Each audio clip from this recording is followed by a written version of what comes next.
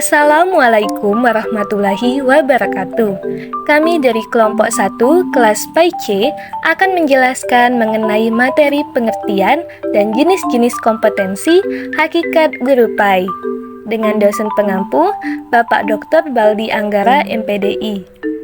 Sebelumnya, perkenalkan anggota kelompok kami, yaitu yang pertama Siti Lufia Maharani, dan yang kedua Olive Aisyah, dan yang terakhir Muhammad Rifai. Baiklah, kita langsung saja masuk ke penjelasan materi pertama. Halo, saya Siti Lufia Maharani akan menjelaskan mengenai pengertian kompetensi seorang guru profesional. Jadi, kompetensi berasal dari bahasa Inggris yang berarti kemampuan. Namun, dalam konteks guru, kompetensi mengacu pada hasil penggabungan berbagai jenis kemampuan, dapat berupa seperangkat pengetahuan, keterampilan, dan perilaku yang harus dimiliki guru. Kompetensi juga adalah pengetahuan, keterampilan, dan nilai-nilai dasar yang direfleksikan dalam kebiasaan berpikir dan bertindak secara konsisten dan terus-menerus, sehingga memungkinkan seseorang untuk menjadi kompeten. Lalu, terdapat beberapa jenis kompetensi, yaitu yang pertama, kompetensi pedagogik, dan yang kedua, kompetensi kepribadian. Lalu yang ketiga, kompetensi sosial, dan yang terakhir, kompetensi profesional. Mari kita bahas satu-satu. Yang pertama, kompetensi pedagogik. Kompetensi pedagogik merupakan seni guru dalam mengajar peserta didik dengan melakukan pendekatan yang didasarkan psikologi anak. Kompetensi pedagogik juga merupakan kemampuan seorang guru dalam mengelola proses pembelajaran peserta didik. Semakin baik penguasaan kompetensi pedagogik, maka akan semakin berkualitas layanan pembelajaran yang diberikan oleh guru kepada peserta didik. Pada akhirnya, pembelajaran akan lebih efektif mencapai tujuannya. Dan yang kedua, kompetensi kepribadian ialah menyangkut jati diri seorang guru sebagai pribadi yang baik, bertanggung jawab, terbuka, dan terus berusaha belajar.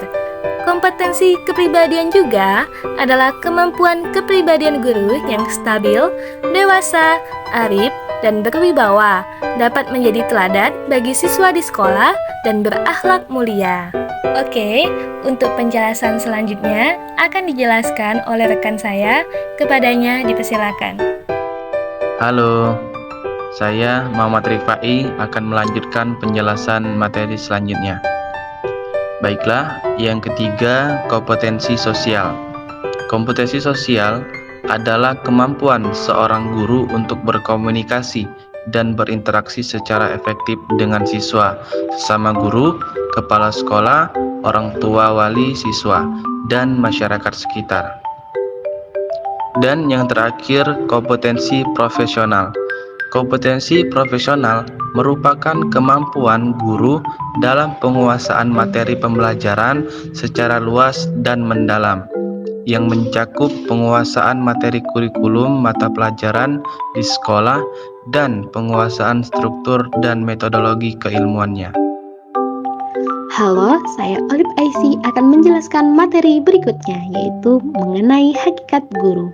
Dalam Undang-Undang Nomor 14 Tahun 2005 yang mengatur tentang guru dan dosen, mendefinisikan guru sebagai pendidik profesional yang tugas utamanya mendidik, mengajar, membimbing, mengarahkan, melatih, menilai, dan mengevaluasi peserta didik.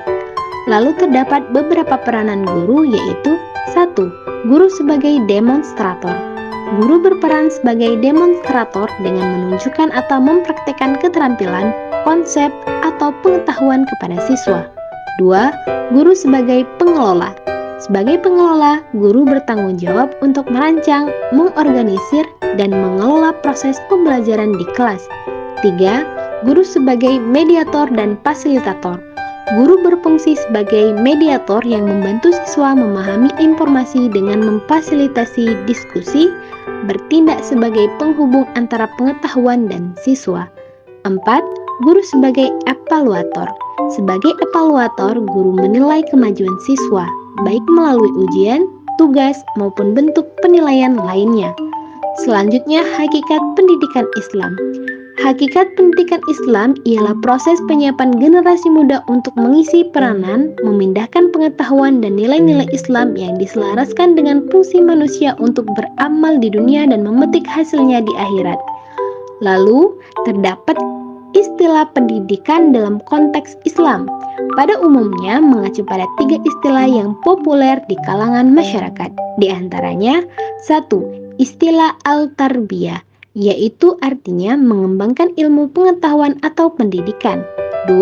Istilah al-ta'lim, yang artinya kegiatan mentransfer ilmu pengetahuan dari guru sebagai pendidik kepada anak didik. 3.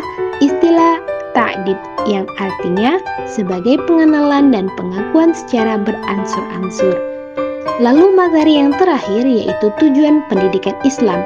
Tujuan pendidikan Islam terbagi menjadi 2. 1. Tujuan umum.